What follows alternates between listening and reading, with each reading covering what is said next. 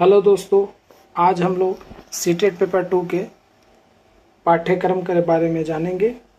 अगर कोई भी स्टूडेंट लैंग्वेज 1 या लैंग्वेज 2 के अंदर हिंदी को रखा है तो इसका सिलेबस क्या है और हमें इसको कैसे पढ़ना है कि हम ज़्यादा से ज़्यादा मार्क्स ला पाएँ, हम लोग इसके बारे में बात करेंगे। तो लैंग्वेज 1 या लैंग्वेज 2 के लिए हिंदी पेपर को 2 पार्ट्स में बांटा गया है। इसके सिलेबस को 2 भागों में बांटा गया है। पहला, भाषा बोध कंप्रीहेंशन। अगर आपने इसमें लैंग्वेज 1 के रूप में हिंदी का चयन किया है तो आपको मिलेगा एक गद्यखंड और एक पदखंड। गद्यखंड कहने का मतलब है कि आपको एक कहानी स्टोरी यानी गद्यांश मिलेगा और एक पदखंड यानी कविता से रिलेटेड। इन दोनों से मिलके आपको 15 क्वेश्चन दिए जाएंगे। कितने क्वेश्चन? 15 क्वेश्चन। इन दोनों से मिलके आपको 15 क्वेश्चन दिए जाएंगे। 15 क्वेश्चन, 15 क्वेश्चन। अगर आपने भाषा को पेपर 2 के अंदर रखा है तो आपको 2 अपठित गद्यांश, साहित्यिक, वैज्ञानिक, कथात्मक या तर्कपूर्ण, मतलब कि आपको दोनों कहानी मिलेंगे, यानी कि कविता कोई नहीं मिलेगी, सिर्फ आपको कहानी मिलेंगे दोनों पेपर। और इनको पढ़ करके आपको 15 क्वेश्चन के उत्तर देने होंगे, जो आपको इसमें से पढ़ के ही टिक आउट करना है। जो आप गद्यांश पढ़ेंगे इसी में से आपके प्रश्न होंगे। और इन 15 क्वेश्चन में अगर आपने लैंग्वेज 1 के लिए रखा है या लैंग्वेज 2 के लिए रखा है तो इसमें बेसिकली आपसे व्याकरणिक योग्यता, आकलन करने वाले प्रश्न या निष्कर्ष निकालना, इस टाइप के भी प्रश्न पूछे जा सकते हैं। और इसमें 2 क्वेश्चन ये देखा जा रहा है 2 बार से कि आपके इन 15 क्वेश्चन में 2 व्याकरण के क्वेश्चन पूछे जाते हैं। और अभी तक जो इनका ट्रेंड रहा है ये या तो संज्ञा, सर्वनाम, विशेषण, क्रिया और अवयव से पूछते हैं, या फिर संधि और समास से पूछते हैं, या फिर उपसर्ग और प्रत्यय से पूछते हैं, या पर्यायवाची विलोम और अनेक शब्दों के लिए एक शब्द में से पूछा जाएगा आपसे, या फिर मुहावरे और लोकोक्तियां पूछी जा सकती है। अब जैसे आपसे ये भी हो सकता है कि इन्होंने पूछ लिया कि ये बताइए कि विद्यालय का संधि विच्छेद क्या है, तो संधि विच्छेद इसमें छूट गया। तो विद्या जोड़ आलय आपको पता होगा पहले से, विद्या जोड़ आलय,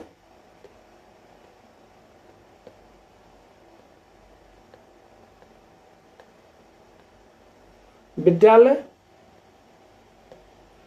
तो इस टाइप से आपसे क्वेश्चन पूछे जा सकते हैं। अब सबसे इंपॉर्टेंट जो सेक्शन है इसके लिए, भाग 2, भाषा विकास का शिक्षा शास्त्र, यानी pedagogy of language, pedagogy of language. तो सबसे ज्यादा इंपॉर्टेंट है, सबसे ज्यादा बच्चे को परेशानी यही है। उसको समझ ही में नहीं आता है कि हम क्या पढ़ें और क्या नहीं पढ़ें, इसीलिए हम लोग सबसे पहले सिलेबस पे चर्चा कर रहे हैं। तो यहाँ जो आपने देखा भाग 1 में, यहाँ मोस्टली सभी बच्चे 13-15 या 14 सबके सही होते हैं, क्योंकि आपको एक गद्य और एक पद पढ़ना है, जवाब देना है, या आपको 2 पद पढ़ना है और उसमें से जवाब देना है। तो यहाँ पे इजीली सभी लोग 15 मार्क्स कर पाते हैं। लेकिन जब यहाँ भाग 2 भाषा विकास का शिक्षण शास्त्र, पेडागोगी ऑफ लैंग्वेज की जब बात आती है तो यहाँ बच्चे फंसते हैं। तो आपको यहाँ कौन कौन सा टॉपिक तैयार करना है कि आपके पूरे के पूरे यानी 15 आउट ऑफ 15 मार्क्स आप ला सकें। तो सबसे पहले आपको क्या करना है, सीखना और ग्रहण करना, इसको आपको पढ़ना है।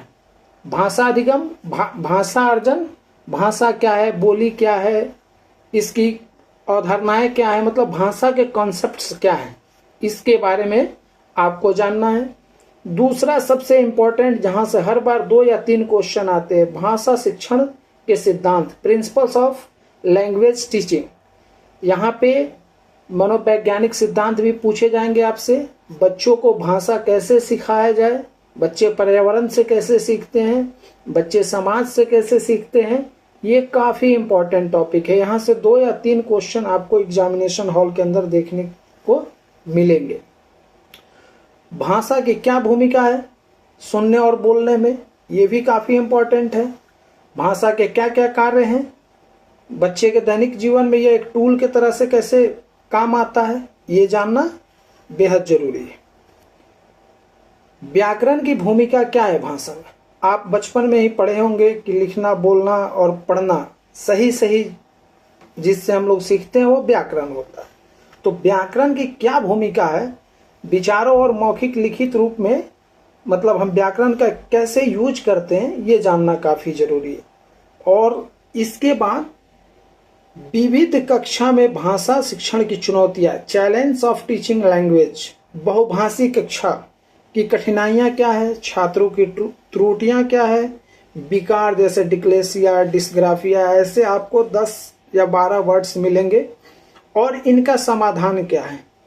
अगर इन सारे टॉपिक को आप तैयार करते हैं, जैसे कि विकार से एक क्वेश्चन हर बार सीटेट में पूछा जाता है, डिस्लेक्सिया, डिस्ग्राफिया, यहाँ से एक क्वेश्चन हर बार सीटेट में देखा गया है। अगर आप प्रीवियस ईयर्स के क्वेश्चन देखेंगे तो आपको आसानी से वहाँ आपको विकार से क्वेश्चन दिखेंगे। किसी किसी एग्जाम में विकार से 2 क्वेश्चन देखने को मिलते हैं, जैसे इस बार जो सीटेट हुआ था तो उसमें 2-2 क्वेश्चन देखने मिले थे विकार से। और लास्ट इसका टॉपिक है भाषा कौशल, लैंग्वेज स्किल, सुनना, बोलना, पढ़ना और लिखना, और इसका वैज्ञानिक विकास कैसे हुआ है। अगर इसमें 2 के लिए हम लोग इतना प्रिपेयर कर लेते हैं, इतने टॉपिक्स को अगर आप प्रिपेयर करते हैं तो मेरा मानना है कि आप 15 आउट ऑफ 15 क्वेश्चन कर पाएंगे। अगर इतना आप नहीं कर सकते हैं, आपके पास काफ़ी कम समय है, तो आप कम से कम 3-4 टॉपिक्स को करके जाएं जिन्हें हम बता रहे हैं, आपको काफ़ी हेल्प मिलेगा। पहला सीखना और ग्रहण करना, दूसरा भाषा शिक्षण के सिद्धांत, और तीसरा जो टॉपिक होगा विविध कक्षा में भाषा शिक्षण की चुनौतियाँ और भाषा कौशल। अगर इन आप 4 टॉपिक्स को भी करते हैं तो कम से कम आप 12 क्वेश्चन या फिर आप 10 क्वेश्चन ईजिली कर पाएंगे।